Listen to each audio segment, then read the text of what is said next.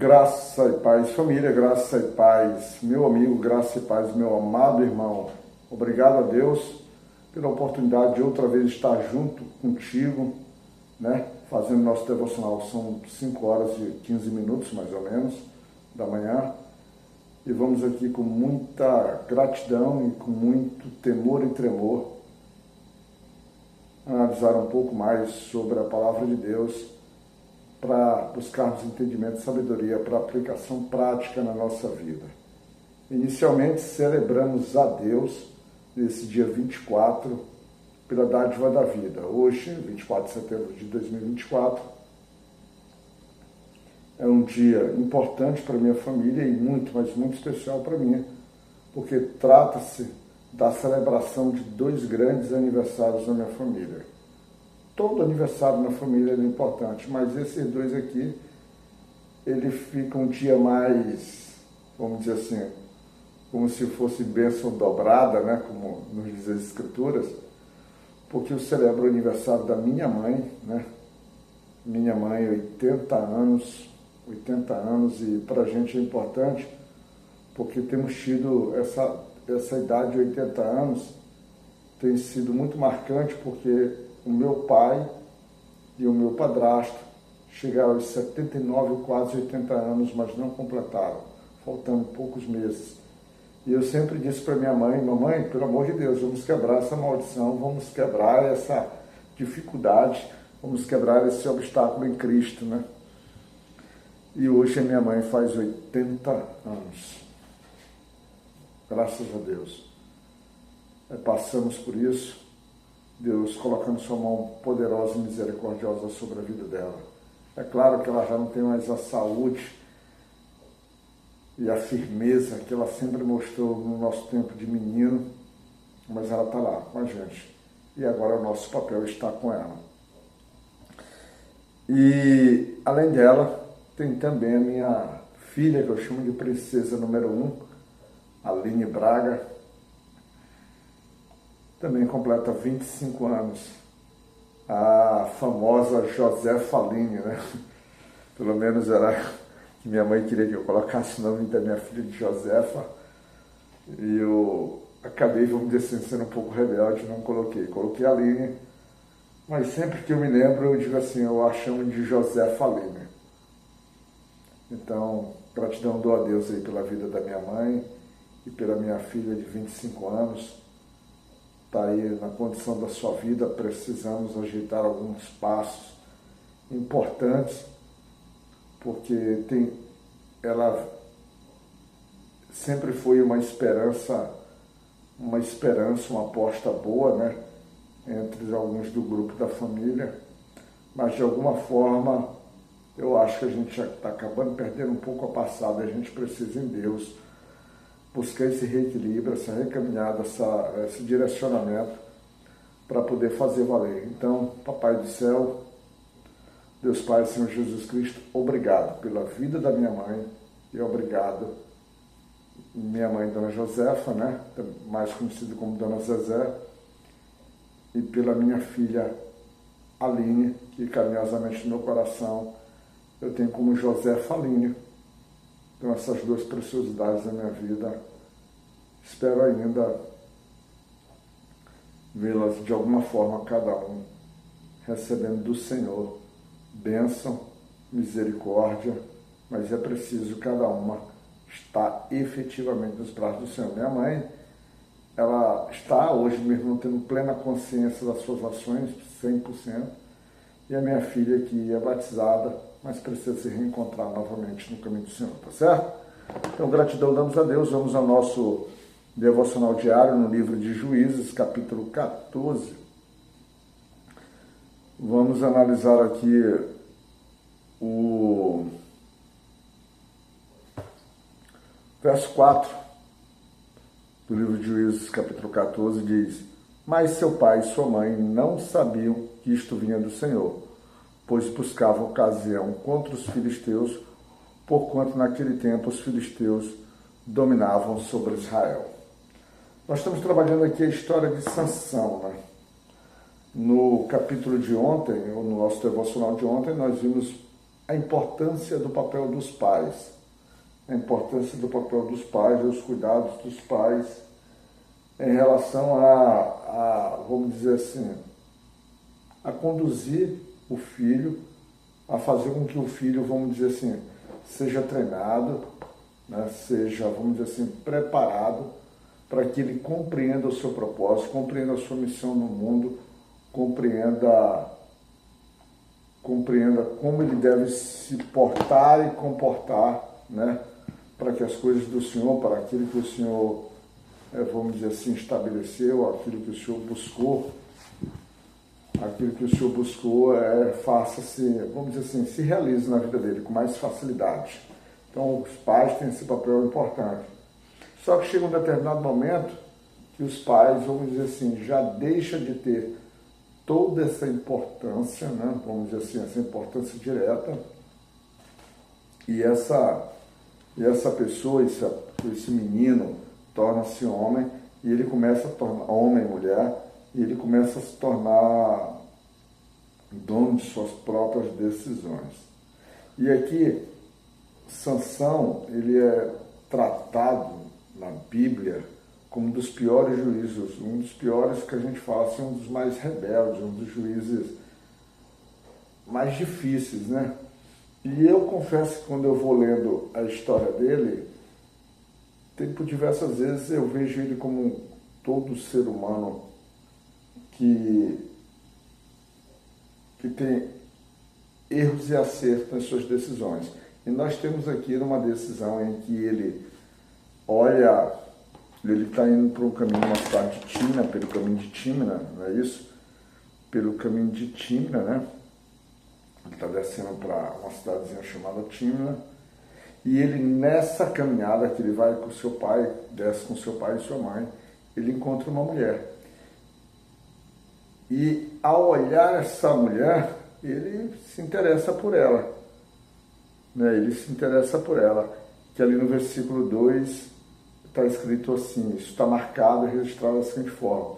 Subiu e declarou a seu pai e a sua mãe e disse, viu a mulher em Tímina das filhas dos filisteus agora, pois tomai-ma por mulher. E aí, quando ele toma essa decisão, rapidamente no seu pai e na sua mãe começa a haver uma preocupação, porque o seu pai e sua mãe, eles entendem que aquilo é inconcebível, porque aquilo se torna contrário às próprias, por exemplo, as próprias ordens do Senhor em relação àquele povo. Eles não deveriam se misturar com os povos. Mas observa que aqui, isso parece já não haver mais muito sentido para o povo judeu, porque o povo judeu, durante a ocupação das terras, das possessões de terras que o Senhor deu a eles deixaram muito, em várias cidades, deixaram em várias tribos, permitiram com que vários povos, né, que deveriam ter sido destruídos, arrancados daquela terra, ficaram e acabaram se misturando, acabaram sendo escravos, acabaram, por exemplo, gerando riquezas para o povo de Israel e no caminho contrário da vontade do Senhor. Então essa mistura já era algo extremamente natural, mas para uma família como do Manoá e da sua mulher, isso ainda lhe parecia estranho, porque eles tinham um certo zelo, certo apreço, uma certa preocupação em escutar o Senhor e fazer e manter, por exemplo, não só as tradições, mas manter a obediência daquilo, e isso eles vieram sendo preparando para a vida de Sansão, até porque ele já havia, o casal já havia recebido dos lanches do Senhor, que era a manifestação teofânica, né, da teofania do próprio Deus, que Sansão, ele deveria ser separado, deveria ser criado como nazireu, recebido suas instruções, e que por meio do Sansão começaria a libertação do povo judeu da mão dos filisteus, um dos seus maiores opressores, que nesse caso, no Senado, nós já tínhamos 40 anos de opressão. E a decisão, então, de Sansão aqui, ela é rapidamente mal vista aos olhos dos seus pais. E isso é natural, porque as nossas decisões, elas são sempre questionadas, elas são sempre vistas e reanalisadas por aqueles que nos conduzem, aqueles que nos orientam e principalmente pela sociedade como um todo. E essa decisão parecia mal, era desagradável aos seus pais. E de fato era uma decisão mal e desagradável. Mas a palavra do Senhor, e o Senhor é interessante porque na palavra de Deus diz que os teus pensamentos não são os meus pensamentos, ou seja, que os pensamentos de Deus são muito maiores e eles nos levam, por exemplo, a realizações talvez incompreensíveis, imensuráveis, inimagináveis, né? Realizações que os nossos olhos não estão acostumados. E talvez essa parte é como Sansão começa a ser trabalhado, porque que o versículo diz muito bem, marcando, fazendo uma pontuação que a própria ação do Senhor estava ali dentro de Sansão, porque a gente se liga àquele que era o propósito inicial, diz, porque por meio de Sansão, ele haveria de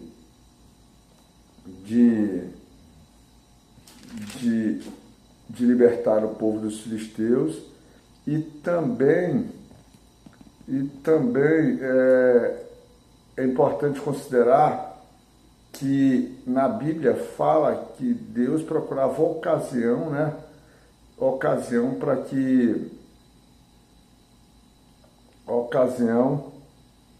contra os filisteus, ou seja, Deus procurava estabelecer Sansão ali próximo aos filisteus para que a partir desse relacionamento houvesse o quê?